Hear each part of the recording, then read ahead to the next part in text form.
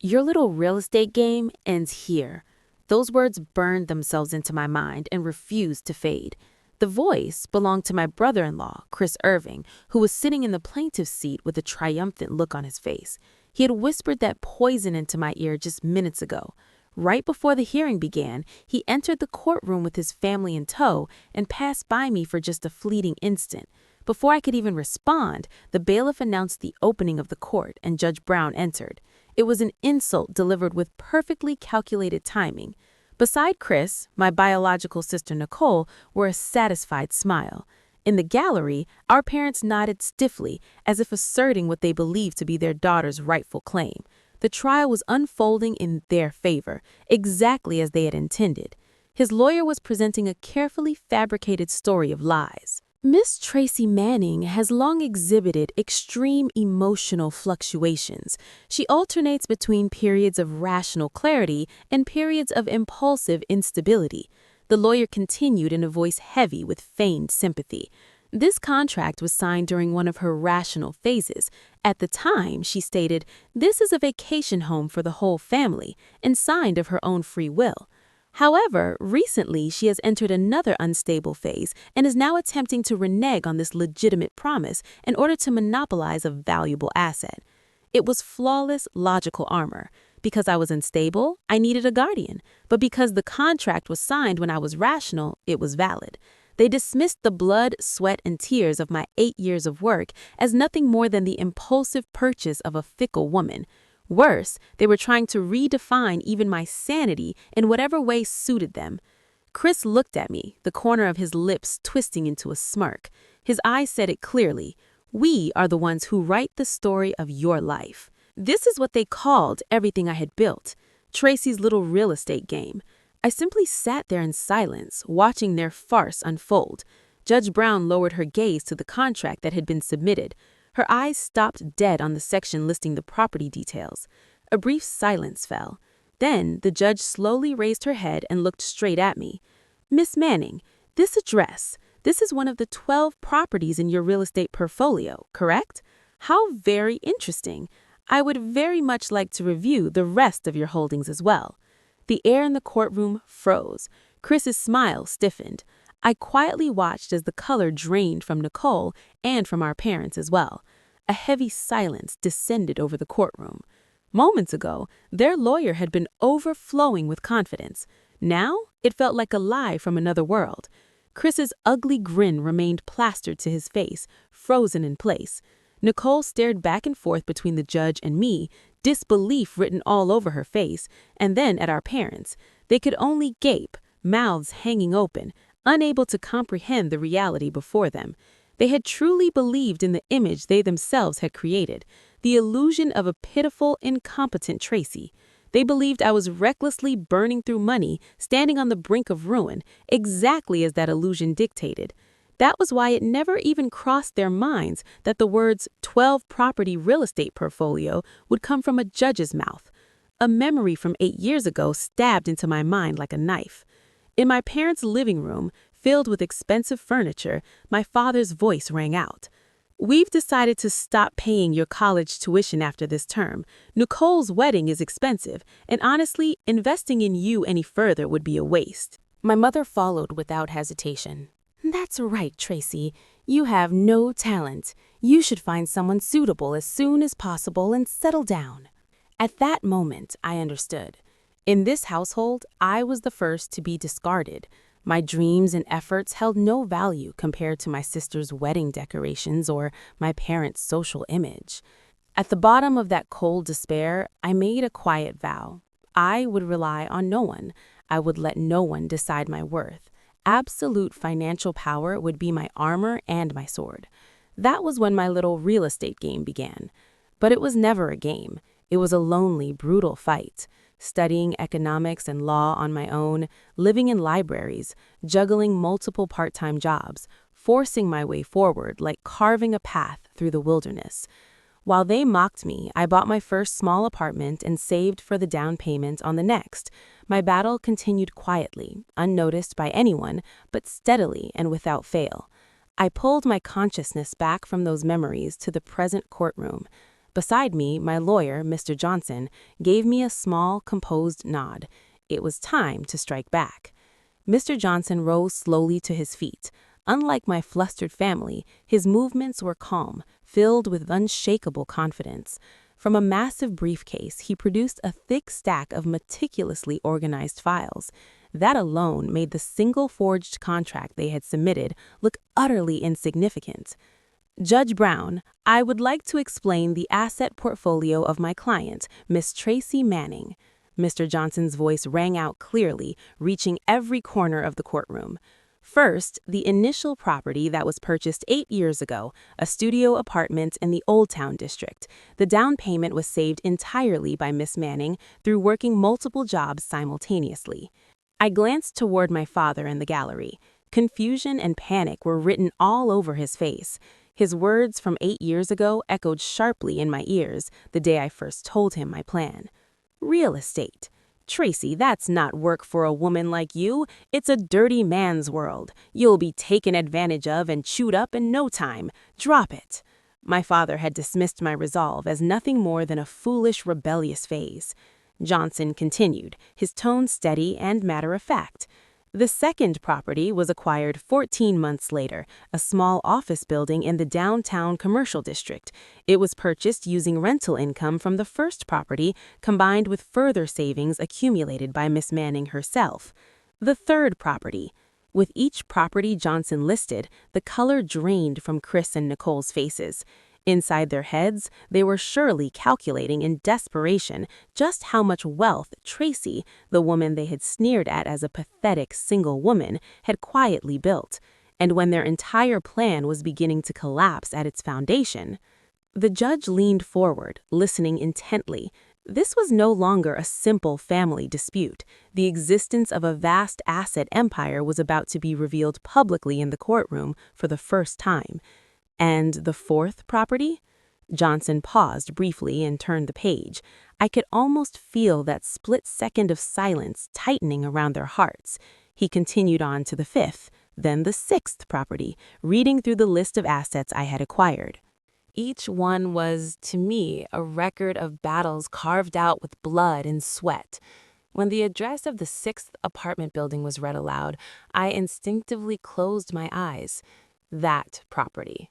Shortly after purchase, a severe structural defect, one not mentioned in the inspection report, came to light. The repair costs far exceeded the original budget, rapidly draining my available cash. The bank coldly refused additional financing, and for the first time in my life, the word bankruptcy became frighteningly real. Those 2 months were hell. 1 slice of bread and coffee per day. At best, 3 hours of sleep a night. I had nightmares every day. Unable to ask anyone for help, I fought alone, groping forward through a dark tunnel, completely isolated. But that despair made me stronger. I ran to the library, devouring textbooks on building codes and structural mechanics. I gathered estimates from multiple contractors, negotiated personally, rebuilt the repair plan, and ultimately succeeded in cutting costs by 30%. That experience transformed me from a mere investor into a businesswoman capable of overcoming any adversity. Today, the very property Johnson was describing is one of the highest yielding assets in my entire portfolio. The symbol of my despair had become, ironically, a powerful weapon, one now shattering my family's last remaining hopes. I slowly opened my eyes and looked at my sister, Nicole. Her lips trembled as if she had seen a ghost, her hand clutching her husband, Chris's arm. But Chris no longer had the composure to support her. He was simply glaring at his own lawyer with eyes that clearly said, useless. As Johnson moved on to the 7th and 8th properties, a murmur rippled through the gallery. The bailiffs and other lawyers, who had likely dismissed this as nothing more than a strange family property dispute, were visibly stirred. No surprise there. What was being revealed was not merely a personal asset list. It was the portfolio of a single invisible power player who had quietly yet decisively shaped the city's real estate market. I did not look away from my parents. My mother, Susan, no longer had the composure to play the tragic heroine. She could only clutch her handkerchief tightly. My father, Richard, had moved from confusion to anger and now to something else entirely: humiliation. For him, the realization that his daughter had achieved success far beyond him, entirely without his knowledge, must have shattered his pride at its core. When I still lived at home, whenever relatives gathered on holidays, my father always introduced me the same way. "This is my eldest daughter, Tracy. Plain girl, no particular talent, but she's kind." That was not affection. It was a curse, defining my value as harmless but incompetent, a way to keep me under his control. Whenever Nicole brought home her wealthy husband, Chris, my father would say to me, "Learn from Nicole. A woman's happiness comes from finding a good man." My success destroys every curse they ever placed on me. My very existence is a complete rejection of their values.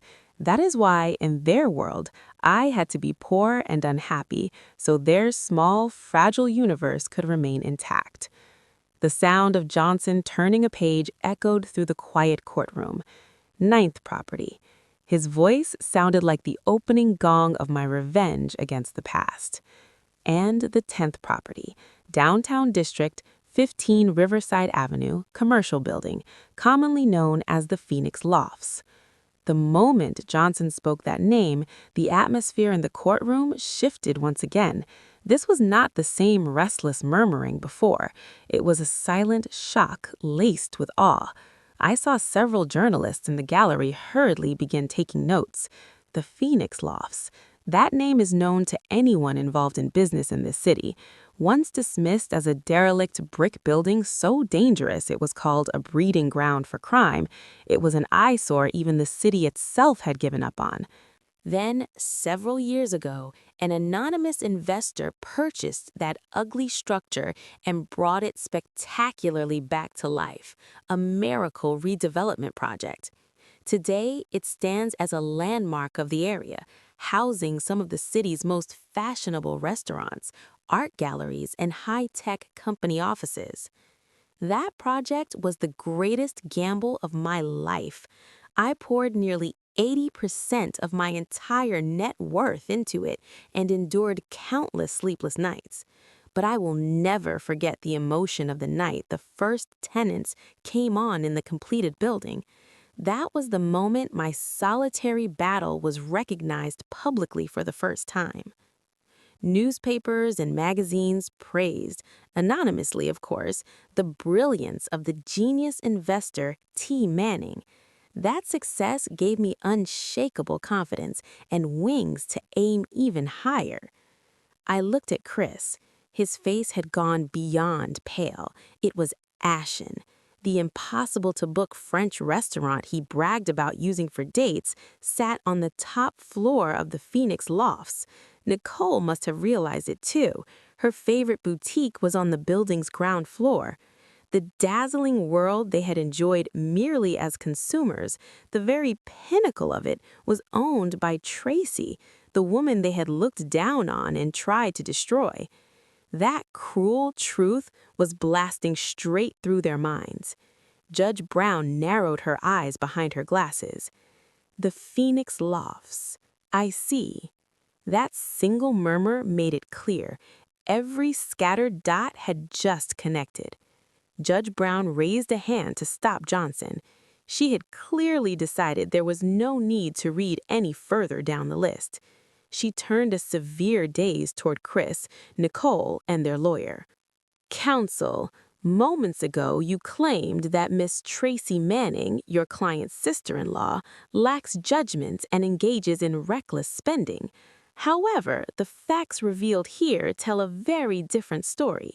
Miss Manning owns and operates the Phoenix Lofts, one of the most successful redevelopment projects in this city, and holds at least 9 additional income-producing properties.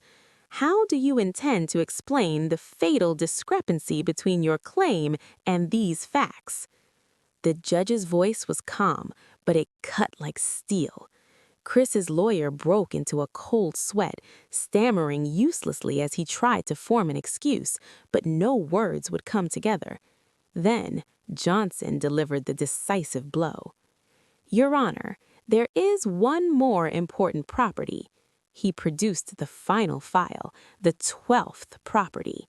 The Grand Majestic Theater, a structure officially designated as a city historical landmark. The courtroom's shock reached its peak. That beautiful theater, beloved by everyone in the city, closed on the brink of demolition, saved and reborn as a cultural sanctuary by an anonymous patron? Surely not. "Miss Manning personally funded the restoration of this theater," Johnson continued, "and in recognition of her contribution, she has received an official commendation from the City Historical Preservation Society." He submitted a copy of the award certificate as evidence. "Your Honor, I ask you this.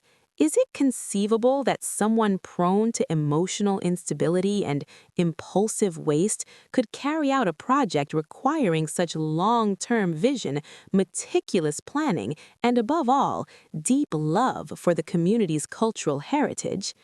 The answer was obvious to everyone. The fabricated image of a mentally unstable Tracy collapsed without a trace under the weight of undeniable evidence. I simply watched in silence. My 8 years of solitary struggle were speaking more eloquently than words ever could, proving my truth in this courtroom. "Now then, Your Honor," Johnson's tone sharpened, "there can no longer be any doubt that Miss Tracy Manning is an exceptionally capable individual who has also made significant contributions to society. That raises a critical question. Why would the plaintiffs, her own family, bring such blatantly false claims?" He paused, then addressed the entire courtroom. Their goal was to strip Miss Manning of control over her assets. But if she owns 12 properties, why were they so obsessively fixated on just one, this mountain vacation home? For the first time, the memory of that detestable phone call, the origin of this entire ordeal, returned as a blade of counterattack. Johnson held a single document high. "This is an article from a luxury lifestyle magazine's website. 6 weeks ago, this very vacation home was featured as one of the most noteworthy hidden luxury retreats of the moment. The owner's name was withheld, and the very next day after the article was published, Miss Nicole Irving, the defendant's sister, placed a phone call to Miss Manning. Nicole's syrupy voice echoed in my mind. "Hey, Tracy, I heard you bought an amazing vacation house. Isn't that wonderful? But you're single and don't even have kids. What's the point of keeping it all to yourself? That's something a family like ours with children should be using." That was not a suggestion. It was the first declaration of ownership. During that call, Miss Irving unilaterally asserted that the vacation home belonged to her family. His words gave voice to my own thoughts. Miss Manning, of course, refused, and just 3 weeks later, this absurd lawsuit was filed. Armed with a forged contract and malicious lies, every piece fell into place. This was never about concern over asset management capacity. They saw the luxurious vacation home in a magazine, realized it belonged to the sister they had always looked down on, and, driven by jealousy and greed, they tried to take it by force. That was all. That simple, ugly motive was laid bare under the bright lights of the courtroom. At last, Chris finally screamed as if he could no longer bear it.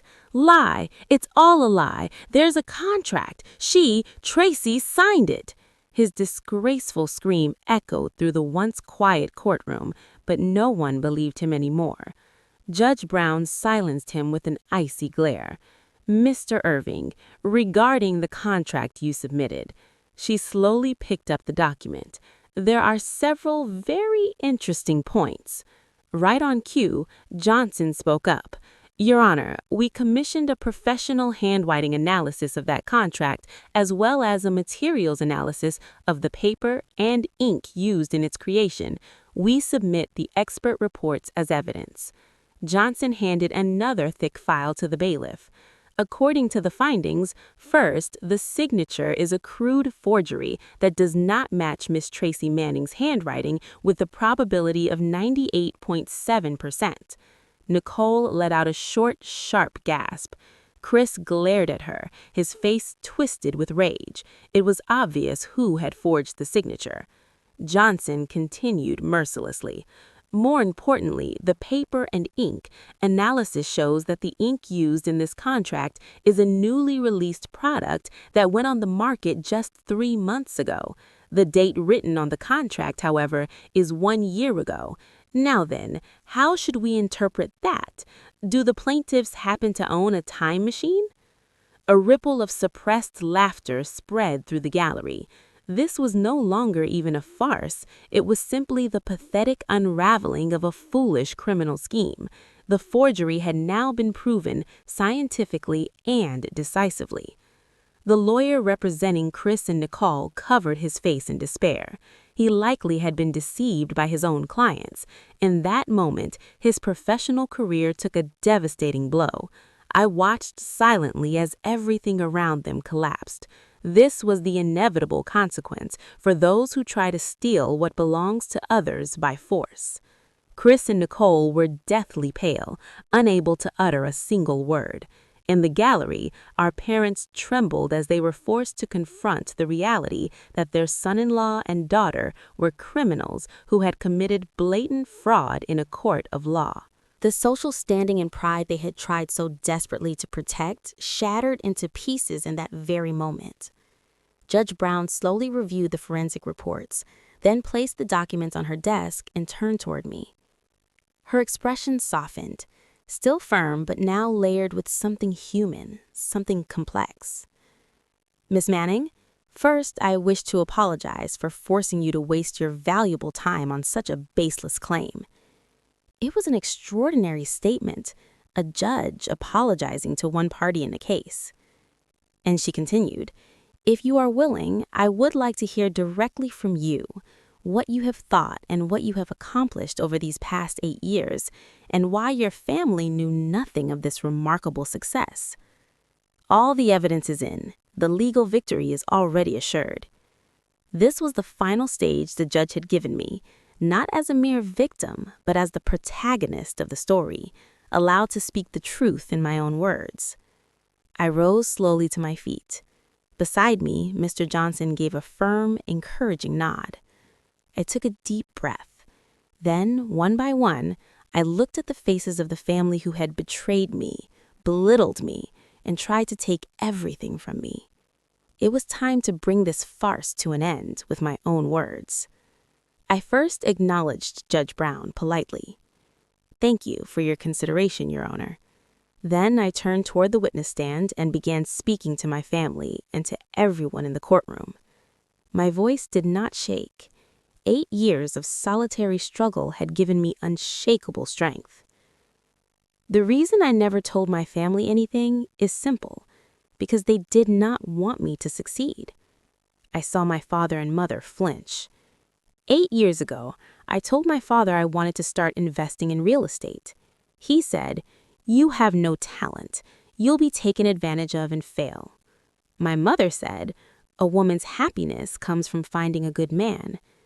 Instead of believing in my potential, they forced the role of incompetent daughter onto me because that was more convenient for them. When I bought my first small apartment, my sister Nicole laughed and said, "Who would ever rent a place that old and dirty?" Her husband, Chris Irvin, called me a pathetic single woman and looked down on me while I worked myself to the bone. I paused and looked at them one by one. Not a single person could meet my gaze. They wanted me to fail. Somewhere deep down, they expected me to be poor, miserable, and eventually come crawling back to them because my success would prove that everything they believed, the values they forced onto me, was wrong. They couldn't accept that reality. So when they learned of my success, their response wasn't celebration. It wasn't about recognizing or showing respect for my empire. It was to steal it and to destroy it. My words were quiet, yet carried the full weight of truth as they resonated throughout the courtroom. The forged contract they submitted, I continued, that document was not merely a tool of fraud. It was the embodiment of their desire, the ugly wish that I would be exactly as they said, foolish, reckless, and incapable of accomplishing anything without their help. I turned to the judge. Judge Brown, regarding their claims about my so-called mental instability, I have something to say. Yes, I may have been unstable at times. For 8 years, I walked this path alone, misunderstood by everyone, enduring ridicule from my own family while building an empire from nothing. There were countless nights when I felt my heart might break. But I strengthened my voice. Not a single one of my decisions was made on impulse or whim. Each of the 12 properties was acquired through meticulous calculation, careful strategy, and above all, an unshakable determination to carve out my life with my own hands. Redeveloping the Phoenix Lofts and restoring the Grand Majestic Theater were not acts of chance. They were investments in this city and in myself. Finally, I looked straight at my sister Nicole. She was crying, but whether those tears came from regret or frustration over her failed scheme no longer mattered to me. What they wanted was a single $1.5 million vacation home. What I was protecting was my life over the past 8 years, these 12 properties, no, the empire I built myself. When I finished, the courtroom was utterly still. Only the echo of my words lingered in the air. After a long, heavy silence, Judge Brown finally spoke. Her voice no longer sounded merely judicial. It carried the solemn resonance of human dignity itself. Miss Tracy Manning, thank you for your courageous testimony. She then directed her gaze to the plaintiff's bench. No, now the defendants, Chris and Nicole. Her eyes held no sympathy, only the stern light of justice. Miss Nicole Irving, Mr. Chris Irving, your actions go far beyond a simple family dispute. You knowingly used forged documents and filed malicious false claims to deceive this court, attempting to unlawfully seize another person's property and destroy her reputation. This is an egregious act of fraud. She pronounced each word deliberately, as if carving them into stone. Accordingly, this petition is dismissed in its entirety. Furthermore, I declare that the allegations of perjury and fraud in this case will be formally referred to the prosecutorial authorities.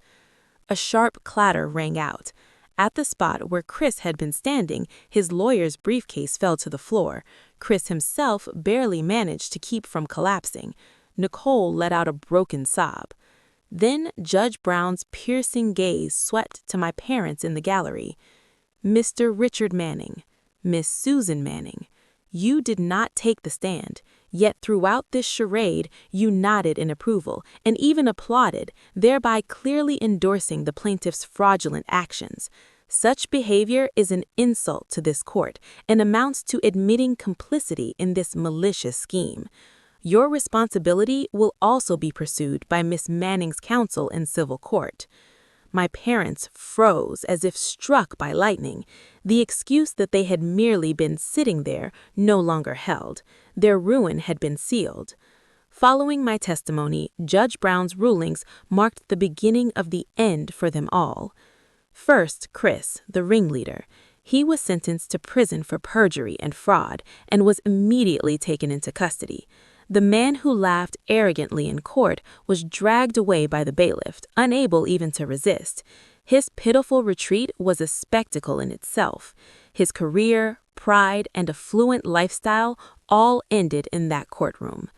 My sister Nicole received a guilty verdict with a suspended sentence. Though spared from prison, the punishment was equivalent to a death sentence in her world.